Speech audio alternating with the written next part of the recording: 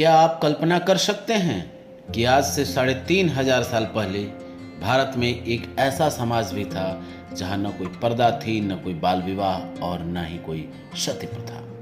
एक ऐसा समाज जहां बेटियां अपनी मर्जी से जीवन साथी चुनती थी और पुरुषों के कंधे से कंधा मिलाकर वेदों की ऋचाएं रचती थी। जी हाँ, आज हम बात कर रहे हैं भारतीय इतिहास के उस स्वर्णिम पन्ने की जिसे दुनिया ऋग वैदिक काल की समाज कहती है।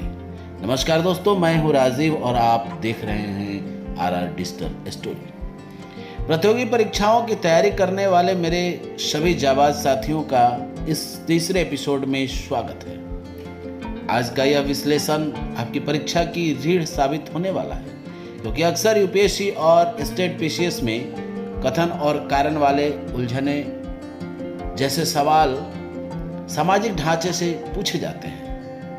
तो चलिए समय के पहिए के थोड़ा पीछे घुमाते हैं और समझते हैं ऋग वैदिक समाज की उस ताकत को जिसने इतिहास को एक नई दिशा दी।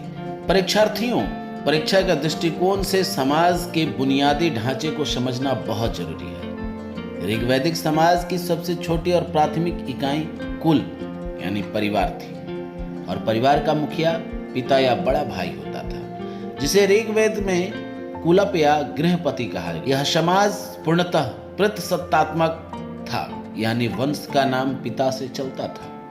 लेकिन यहाँ एक गहरा विश्लेषण याद रखिए, प्रतिसत्तात्मक होने के बावजूद यह समाज पुरुषों के अहंकार पर नहीं बल्कि आपसी सम्मान पर टिका था। समाज में पुत्र के जन्म की कामना जरूर की जाती थी, क्योंकि वह युद्धों में कबीले की रक्षा करता था, लेकिन पुत्री के जन्म को कभी भी हेय दृष्टि से नहीं देखा गया, जैसे कि बाद के कालों में होने लगा।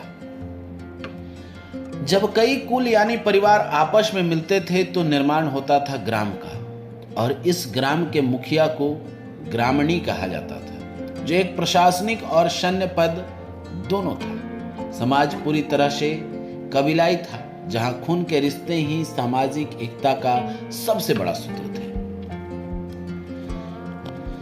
अब आते हैं उस हिस्से पर जहां से परीक्षाओं में सबसे ज्यादा सवाल बनते हैं। ऋग्वैदिक काल में महिलाओं की स्थिति अगर सीधे शब्दों में कहें तो यह काल भारतीय इतिहास में स्त्रियों की स्वतंत्रता का स्वर्ण युग था। इसके पीछे के ठोस साक्ष्य आपको अपनी उंगलियों पर याद होनी चाहिए। पहली बात, महिलाओं को पुरुषों के समान शिक्षा का अधिकार था। कन्याओं का उपनयन संस्कार होता था। ऋग्वेद में ऐसी कई विदुषी महिलाएं का जिक्र है जिन्हें ब्रह्मवादिनी कहा गया था, जिन्होंने स्वयं वेदों के मंत्र लिखे थे। इनके नाम रट लीजिए: अपाला, घोषा, लोपामुद्रा, विश्ववारा और शिक्ता। ये नाम सीधे परीक्षाओं में पूछे जाते हैं। दूसरी बात, सामाजिक कुप्रथाओं की बात करें तो बाल विवाह, पर्दा प्रथा और सती प्रथा का नामो निशान नहीं था। लड़कियां वयस्क होने पर विवाह करती थी। परीक्षाओं का एक बेहद पसंदीदा शब्द है अमाजु। वह कन्याएं जो जीवन भर अविवाहित रहकर केवल शिक्षा प्राप्त करती थी, उन्हें अमाजु कहा जाता था। इसके अलावा समाज में विधवा विवाह और नियोग प्रथा यानी संतान प्राप्ति के लिए देवर के साथ संबंध की अनुमति थी, जो यह साबित करता है कि उस दौर का समाज कितना प्रगतिशील और व्यवहारिक था। चलिए अब थोड़ा करीब से देखते हैं कि आर्यों का रहन सहन कैसा था। आर्य शाकाहारी और मांसाहारी दोनों थे। उनके भोजन में दूध, घी, दही और जौ, जिसे ऋग्वेद में यव कहा गया है, उसका मुख्य स्थान था।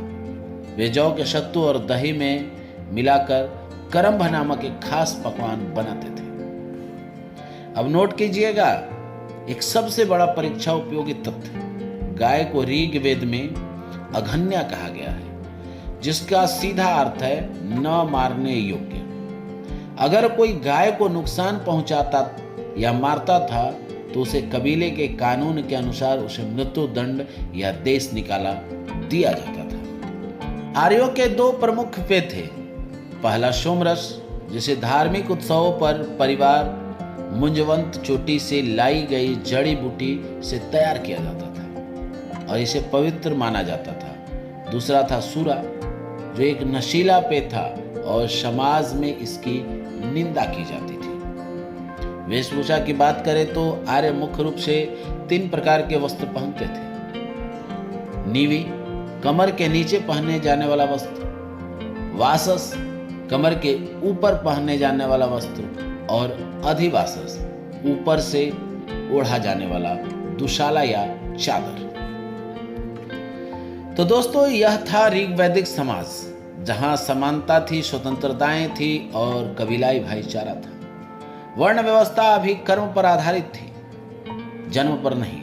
लेकिन जरा सोचिए, जब यह समाज इतना बड़ा हो रहा था तो इसे संभालने के लिए राजनीति कैसी रही होगी। जब राजा के पास कोई अस्थायी सेना नहीं थी तो वह कबीले की रक्षा कैसे करता था।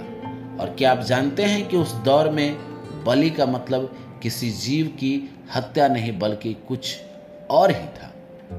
अगले एपिसोड में हम कदम रखेंगे ऋग वैदिक काल के उस हैरत अंगेज राजनीतिक में, जहां हम समझेंगे कि प्रशासनिक इकाइयां कुल से लेकर जन तक कैसे काम करती थी और आज की लोकसभा और राज्यसभा की तरह काम करने वाली सभा समिति और विदथ जैसी लोकतांत्रिक संस्थाओं में क्या अंतर था। और साथ ही जानेंगे बलि नामक उस स्वैच्छिक कर की अनोखी कहानी। मैं हूं Rajiv Ranjan R digital story के लिए इतिहास के इस सफर में अपनी तैयारी को मजबूत बनाए रखें। मिलते हैं अगले एपिसोड में, तब तक के लिए जय हिंद।